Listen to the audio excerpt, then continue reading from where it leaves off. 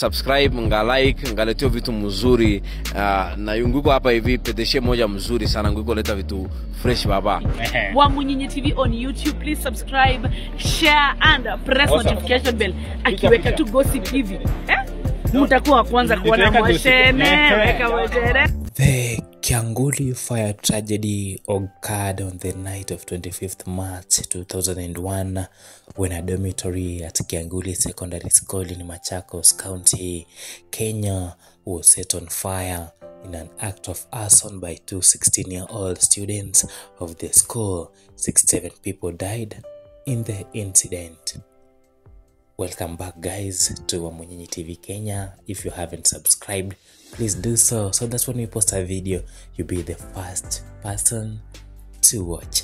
In early March 2001, Davis Onyango Pion, then a 16-year-old from 3 students, approached Felix Mambo Ngumbao with a plan to burn down a dormitory in the school. Opio told Ngumbao that he, like many other students in the school, did not like the new principal, David Mutiso Kilu.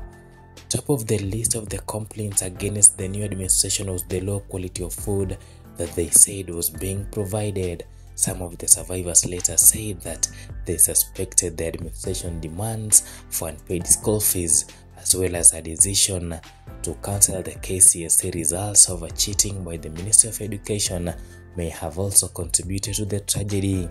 The two boys contributed 600 shillings to buy petrol at a nearby filling station on Saturday 24th March when the rest of the school had attended the school sports event. The two students went to Machakos town and bought 15 liters of petrol.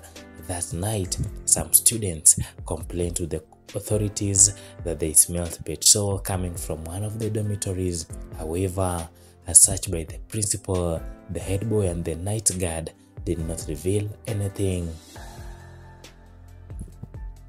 Prior to the tragedy, there had been an unsuccessful attempt to touch the principal's office at the library.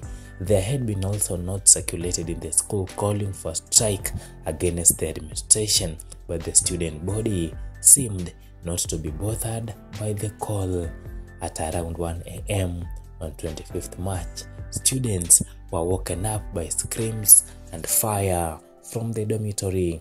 The night guard on duty later reported that night he spotted someone with a flashlight near the dormitory.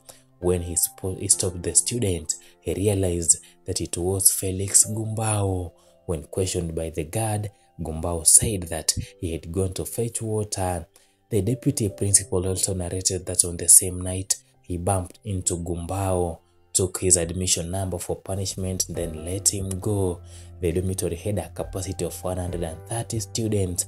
A padlock on the main door, as well as a metal barrier placed on the windows, prevented the students from escaping. On 9th April 2001, Ngumbao and Opio were arraigned in court. They were charged with murder. The trial lasted for almost 2 years.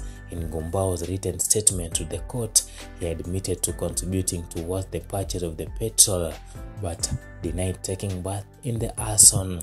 He said that he, too, like the other students, was woken up by screams. Ngumbao initially confessed to taking part in the entire plot, but later retracted his statement, saying that he had given it under duress from police officers in Athi River. Judge Robert Mutitu, however, questioned why the suspects never brought this to his attention or that of the magistrate or the OCPD Athi River. After 2 years of court proceedings, Judge Mutitu resigned from office. This was part of a government cleanup of judges who had been implicated in various corruption scandals, an operation dubbed radical surgery. Justice Nicholas Ombija took over the case. Ombija terminated the case on 4th December 2006, terming it as a mistrial since Mutitu was being probed for corruption. The school still retains the same name. The site of the burnt dormitory is no more and has been replaced by a grass lawn and timber, which reserves a memorial park. 1558 of the students were buried in 6 mass graves in the school compound On March 2016, Justice Joseph Segon of the High Court awarded parents of the victims 40,900,000. Each family was to receive 650,000 for pain and suffering. In his ruling, Justice Segon said that the school, in its capacity as an agent of the state, had failed to prevent the fire, even though there had been 2 earlier attempts to set the school on fire. Kyanguli Bereaved Parents Disaster Self-Care Group was formed after the tragedy to help bereaved parents deal with the psychological challenges of the tragedy. On 24th February 2017, the parents held a protest in Machakos town against the amount they had been awarded, as well as failure by their lawyer Kyoko Kilukumi to effect the payment.